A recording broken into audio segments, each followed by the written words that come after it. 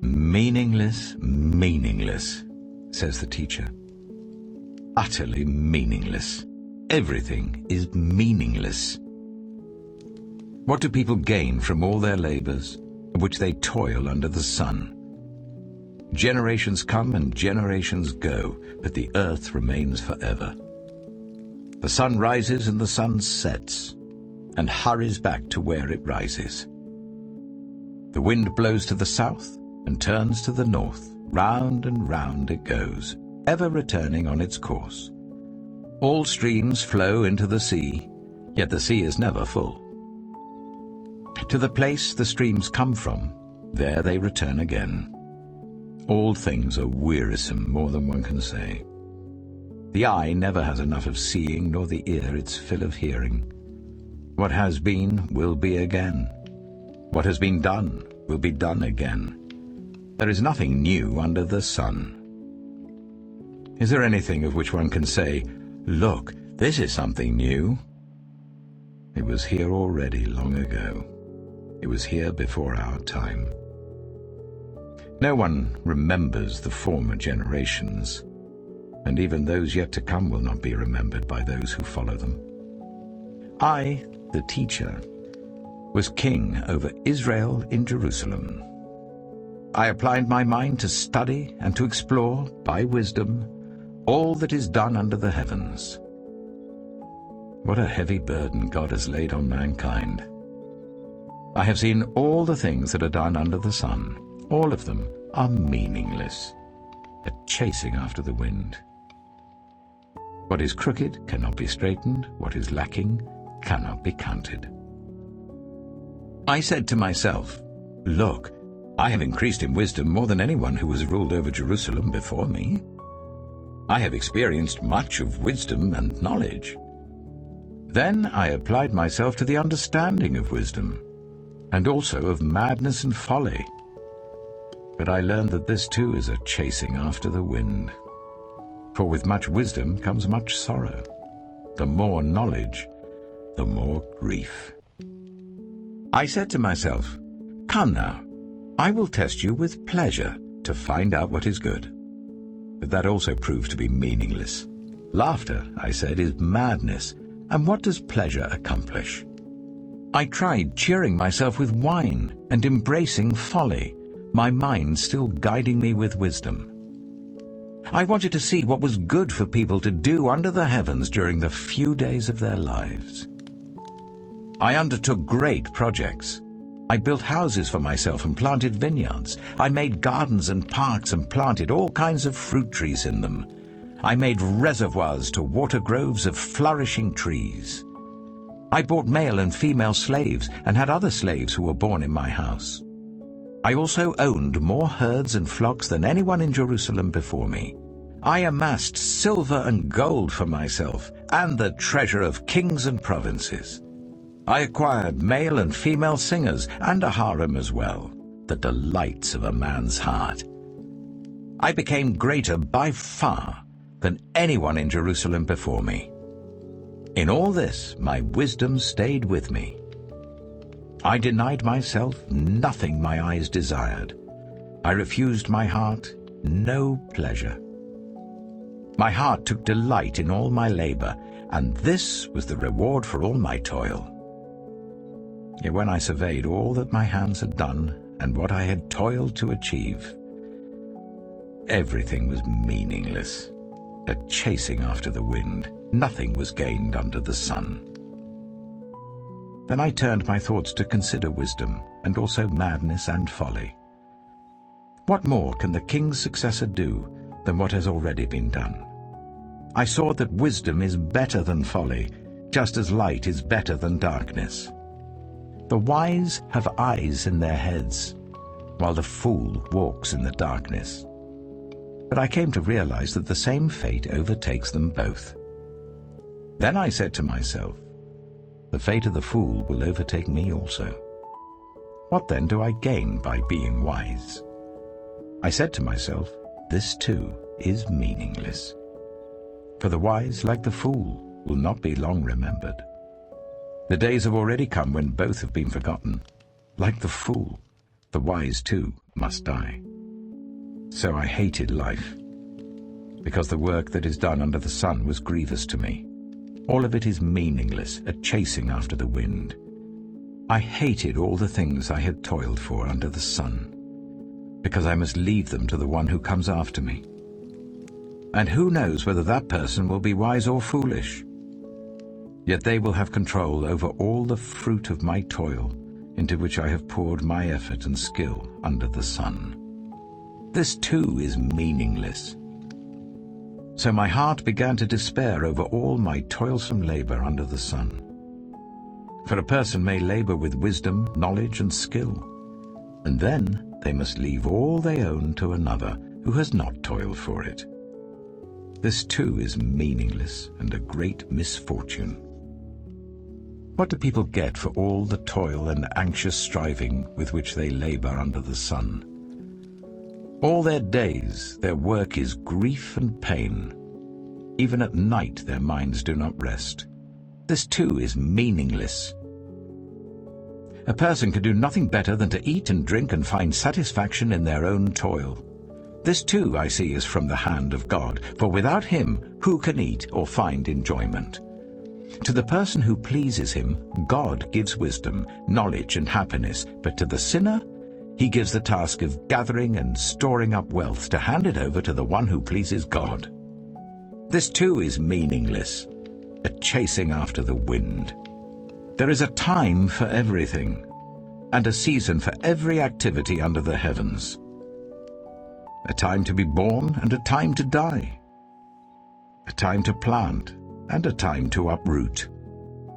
A time to kill and a time to heal. A time to tear down and a time to build. A time to weep and a time to laugh. A time to mourn and a time to dance. A time to scatter stones and a time to gather them. A time to embrace and a time to refrain from embracing. A time to search and a time to give up. A time to keep and a time to throw away. A time to tear and a time to mend. A time to be silent and a time to speak. A time to love and a time to hate. A time for war and a time for peace. What do workers gain from their toil? I have seen the burden God has laid on the human race. He has made everything beautiful in its time. He has also set eternity in the human heart, yet no one can fathom what God has done from beginning to end. I know that there is nothing better for people than to be happy and to do good while they live, that each of them may eat and drink and find satisfaction in all their toil. This is the gift of God. I know that everything God does will endure forever. Nothing can be added to it and nothing taken from it. God does it so that people will fear him. Whatever is has already been, and whatever will be has been before, and God will call the past to account. And I saw something else under the sun. In the place of judgment, wickedness was there. In the place of justice, wickedness was there. I said to myself, God will bring into judgment both the righteous and the wicked, for there will be a time for every activity, a time to judge every deed. I also said to myself, as for humans, God tests them so that they may see that they are like the animals. Surely the fate of human beings is like that of the animals. The same fate awaits them both. As one dies, so dies the other. All have the same breath. Humans have no advantage over animals. Everything is meaningless. All go to the same place. All come from dust, and to dust all return. Who knows if the human spirit rises upward, and if the spirit of the animal goes down into the earth? So I saw that there is nothing better for a person than to enjoy their work, because that is their lot. For who can bring them to see what will happen after them? Again I looked, and saw all the oppression that was taking place under the sun. I saw the tears of the oppressed, and they have no comforter. power was on the side of their oppressors, and they have no comforter. And I declared that the dead, who had already died, are happier than the living who are still alive. But better than both is the one who has never been born, who has not seen the evil that is done under the sun. And I saw that all toil and achievement spring from one person's envy of another. This too is meaningless, a chasing after the wind. Fools fold their hands and ruin themselves. Better one handful with tranquility than two handfuls with toil and chasing after the wind. Again I saw something meaningless under the sun. There was a man all alone. He had neither son nor brother. There was no end to his toil, yet his eyes were not content with his wealth. For whom am I toiling, he asked, and why am I depriving myself of enjoyment? This too is meaningless, a miserable business. Two are better than one, because they have a good return for their labor. If either of them falls down, one can help the other up. But pity anyone who falls and has no one to help them up. Also, if two lie down together, they will keep warm. But how can one keep warm alone? Though one may be overpowered, two can defend themselves. A cord of 3 strands is not quickly broken. Better a poor but wise youth than an old but foolish king who no longer knows how to heed a warning. The youth may have come from prison to the kingship, or he may have been born in poverty within his kingdom. I saw that all who lived and walked under the sun followed the youth, the king's successor. There was no end to all the people who were before them, but those who came later were not pleased with the successor. This too is meaningless, a chasing after the wind. Guard your steps when you go to the house of God. Go near to listen, rather than to offer the sacrifice of fools, who do not know that they do wrong. Do not be quick with your mouth. Do not be hasty in your heart to utter anything before God. God is in heaven, and you are on earth, so let your words be few. A dream comes when there are many cares, and many words mark the speech of a fool. When you make a vow to God, do not delay to fulfill it. He has no pleasure in fools. Fulfill your vow. It is better not to make a vow than to make one and not fulfill it. Do not let your mouth lead you into sin, and do not protest to the temple messenger, "My vow was a mistake." Why should God be angry at what you say and destroy the work of your hands? Much dreaming and many words are meaningless. Therefore, fear God. If you see the poor oppressed in a district and justice and rights denied, do not be surprised at such things, for one official is eyed by a higher one, and over them both are others higher still. The increase from the land is taken by all. The king himself profits from the fields. Whoever loves money never has enough. Whoever loves wealth is never satisfied with their income. This too is meaningless. As goods increase, so do those who consume them. And what benefit are they to the owners, except to feast their eyes on them? The sleep of a laborer is sweet, whether they eat little or much. But as for the rich, their abundance permits them no sleep. I have seen a grievous evil under the sun. Wealth hoarded to the harm of its owners, or wealth lost through some misfortune, so that when they have children there is nothing left for them to inherit. Everyone comes naked from their mother's womb, and as everyone comes, so they depart. They take nothing from their toil that they can carry in their hands. This too is a grievous evil. As everyone comes, so they depart. And what do they gain, since they toil for the wind? All their days they eat in darkness with great frustration, affliction, and anger. This is what I have observed to be good, that it is appropriate for a person to eat, to drink, and to find satisfaction in their toilsome labor under the sun during the few days of life God has given them, for this is their lot.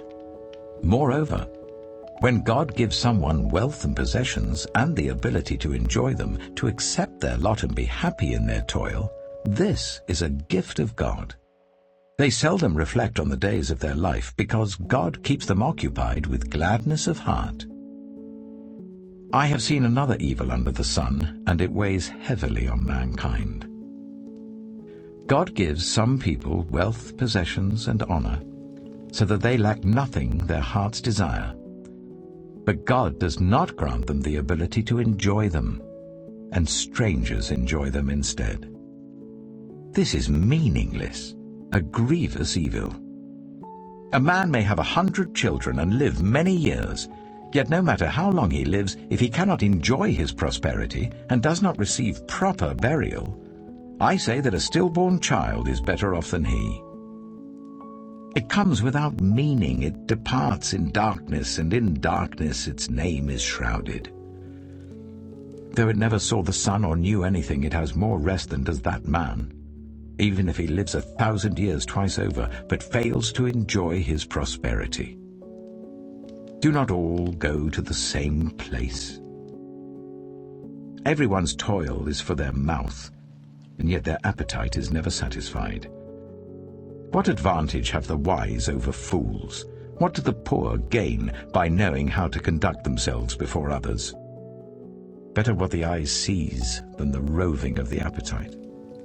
This too is meaningless, a chasing after the wind. Whatever exists has already been named, and what humanity is has been known. No one can contend with someone who is stronger. The more the words, the less the meaning, and how does that profit anyone? For who knows what is good for a person in life during the few and meaningless days they pass through like a shadow? Who can tell them what will happen under the sun after they are gone? A good name is better than fine perfume, and the day of death better than the day of birth. It is better to go to a house of mourning than to go to a house of feasting, for death is the destiny of everyone. The living should take this to heart. Frustration is better than laughter, because a sad face is good for the heart. The heart of the wise is in the house of mourning, but the heart of fools is in the house of pleasure. It is better to heed the rebuke of a wise person than to listen to the song of fools. Like the crackling of thorns under the pot, so is the laughter of fools. This too is meaningless. Extortion turns a wise person into a fool, and a bribe corrupts the heart. The end of a matter is better than its beginning, and patience is better than pride. Do not be quickly provoked in your spirit, for anger resides in the lap of fools. Do not say, "Why were the old days better than these?" For it's not wise to ask such questions. Wisdom, like an inheritance, is a good thing and benefits those who see the sun. Wisdom is a shelter, as money is a shelter, but the advantage of knowledge is this: wisdom preserves those who have it. Consider what God has done. Who can straighten what he has made crooked? When times are good, be happy. But when times are bad, consider this: God has made the one as well as the other. Therefore no one can discover anything about their future. In this meaningless life of mine, I have seen both of these, the righteous perishing in their righteousness, and the wicked living long in their wickedness. Do not be over-righteous, neither be over-wise. Why destroy yourself? Do not be over-wicked, and do not be a fool. Why die before your time? It is good to grasp the one and not let go of the other. Whoever fears God will avoid all extremes. Wisdom makes one wise person more powerful than 10 rulers in a city.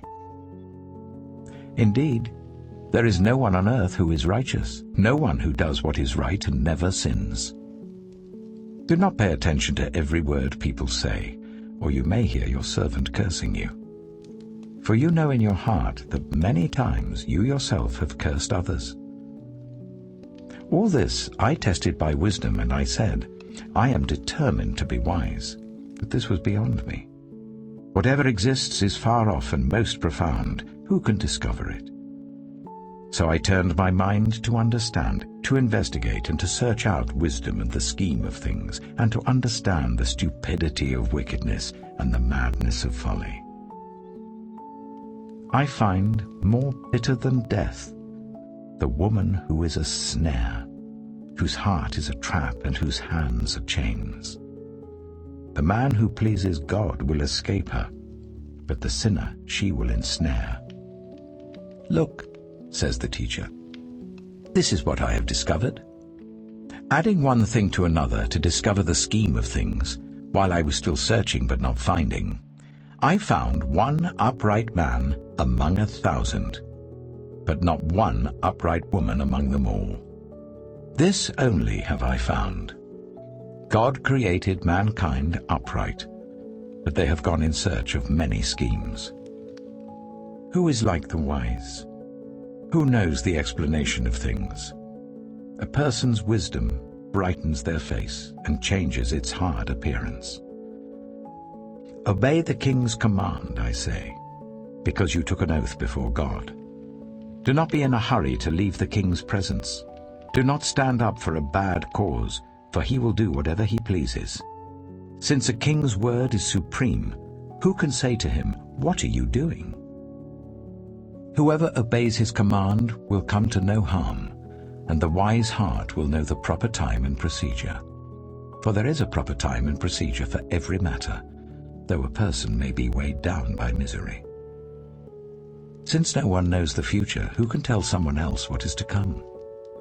As no one has power over the wind to contain it, so no one has power over the time of their death.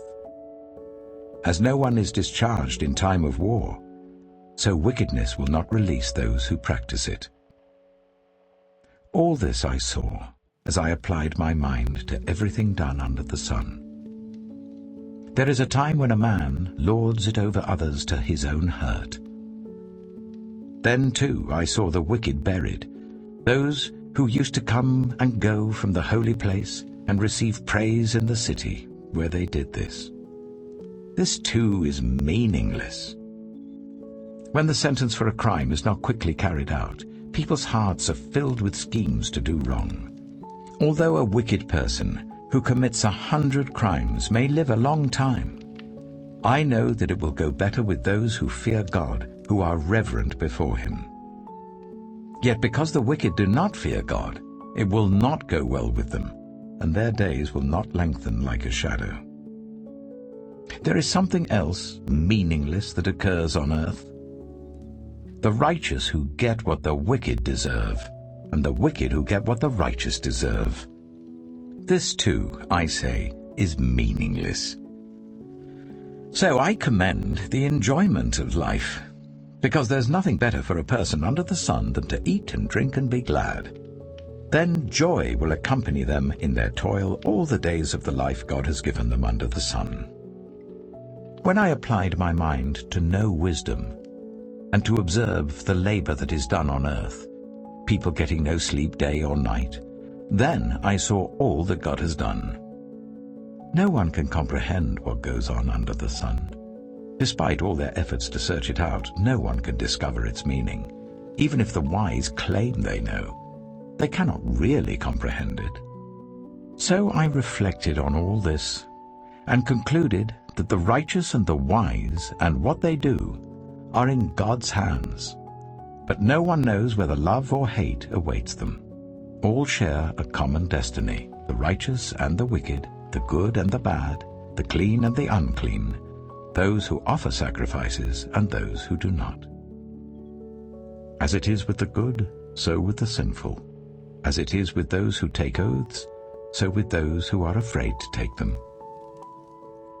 This is the evil in everything that happens under the sun.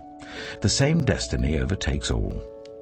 The hearts of people, moreover, are full of evil, and there is madness in their hearts while they live, and afterwards they join the dead.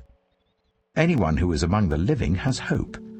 Even a live dog is better off than a dead lion. For the living know that they will die, but the dead know nothing. They have no further reward, and even their name is forgotten. Their love, their hate, and their jealousy have long since vanished. Never again will they have a part in anything that happens under the sun.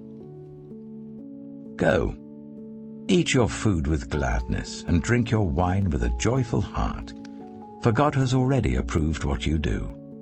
Always be clothed in white, and always anoint your head with oil. Enjoy life with your wife whom you love, all the days of this meaningless life that God has given you under the sun, all your meaningless days. For this is your lot in life, and in your toilsome labor under the sun. Whatever your hand finds to do, do it with all your might, for in the realm of the dead, where you're going, there is neither working, nor planning, nor knowledge, nor wisdom. I have seen something else under the sun. The race is not to the swift, or the battle to the strong, nor does food come to the wise, or wealth to the brilliant, or favor to the learned, but time and chance happen to them all. Moreover, no one knows when their hour will come. As fish are caught in a cruel net, or birds are taken in a snare, so people are trapped by evil times that fall unexpectedly upon them. I also saw under the sun this example of wisdom that greatly impressed me. There was once a small city with only a few people in it, and a powerful king came against it, surrounded it, and built huge siege works against it. Now there lived in that city a man, poor but wise, and he saved the city by his wisdom. But nobody remembered that poor man. So I said, wisdom is better than strength. But the poor man's wisdom is despised, and his words are no longer heeded. The quiet words of the wise are more to be heeded than the shouts of a ruler of fools. Wisdom is better than weapons of war, but one sinner destroys much good. As dead flies give perfume a bad smell, so a little folly outweighs wisdom and honor. The heart of the wise inclines to the right, but the heart of the fool to the left. Even as fools walk along the road, they lack sense and show everyone how stupid they are. If a ruler's anger rises against you, do not leave your post. Calmness can lay great offenses to rest. There is an evil I have seen under the sun, the sort of error that arises from a ruler. Fools are put in many high positions, while the rich occupy the low ones. I have seen slaves on horseback, while princes go on foot like slaves. Whoever digs a pit may fall into it. Whoever breaks through a wall may be bitten by a snake. Whoever quarries stones may be injured by them. Whoever splits logs may be endangered by them. If the axe is dull and its edge unsharpened, more strength is needed, but skill will bring success. If a snake bites before it is charmed, the charmer receives no fee. Words from the mouth of the wise are gracious, but fools are consumed by their own lips. At the beginning their words are folly, at the end they are wicked madness, and fools multiply words. No one knows what is coming. Who can tell someone else what will happen after them? The toil of fools wearies them. They do not know the way to town. Woe to the land whose king was a servant and whose princes feast in the morning. Blessed is the land whose king is of noble birth and whose princes eat at a proper time, for strength and not for drunkenness. Through laziness the rafters sag. Because of idle hands the house leaks. A feast is made for laughter, wine makes life merry, and money is the answer for everything. Do not revile the king even in your thoughts, or curse the rich in your bedroom, because a bird in the sky may carry your words, and a bird on the wing may report what you say. Ship your grain across the sea. After many days you may receive a return. Invest in 7 ventures, yes, in 8. You do not know what disaster may come upon the land. If clouds are full of water, they pour rain on the earth. Whether a tree falls to the south or to the north, in the place where it falls, there it will lie. Whoever watches the wind will not plant. Whoever looks at the clouds will not reap. As you do not know the path of the wind or how the body is formed in a mother's womb, so you cannot understand the work of God, the maker of all things. Sow your seed in the morning, and at evening let your hands not be idle. For you do not know which will succeed, whether this or that, or whether both will do equally well. Light is sweet, and it pleases the eyes to see the sun. However many years anyone may live, let them enjoy them all. But let them remember the days of darkness, for there will be many. Everything to come is meaningless. You who are young, be happy while you are young, and let your heart give you joy in the days of your youth. Follow the ways of your heart, and whatever your eyes see. But know that for all these things God will bring you into judgment. So then, banish anxiety from your heart, and cast off the troubles of your body, for youth and vigor are meaningless. Remember your Creator in the days of your youth, before the days of trouble come, and the years approach when you will say, I find no pleasure in them. Before the sun and the light and the moon and the stars grow dark, and the clouds return after the rain, when the keepers of the house tremble and the strong men stoop, when the grinders cease because they are few, and those looking through the windows grow dim, when the doors to the street are closed, and the sound of grinding fades, when people rise up at the sound of birds, but all their songs grow faint, when people are afraid of heights and of dangers in the streets, when the almond tree blossoms and the grasshopper drags itself along, and desire no longer is stirred. Then people go to their eternal home, and mourners go about the streets. Remember him before the silver cord is severed and the golden bowl is broken, before the pitcher is shattered at the spring and the wheel broken at the well, and the dust returns to the ground it came from, and the spirit returns to God who gave it. Meaningless, meaningless, says the teacher. Everything is meaningless. Not only was the teacher wise, but also he imparted knowledge to the people. He pondered and searched out and set in order many proverbs. The teacher searched to find just the right words, and what he wrote was upright and true. The words of the wise are like goads, their collected sayings like firmly embedded nails given by one shepherd. Be warned, my son, of anything in addition to them. Of making many books there is no end, and much study wearies the body. Now all has been heard. Here is the conclusion of the matter. Fear God and keep his commandments, for this is the duty of all mankind. For God will bring every deed into judgment, including every hidden thing, whether it is good or evil.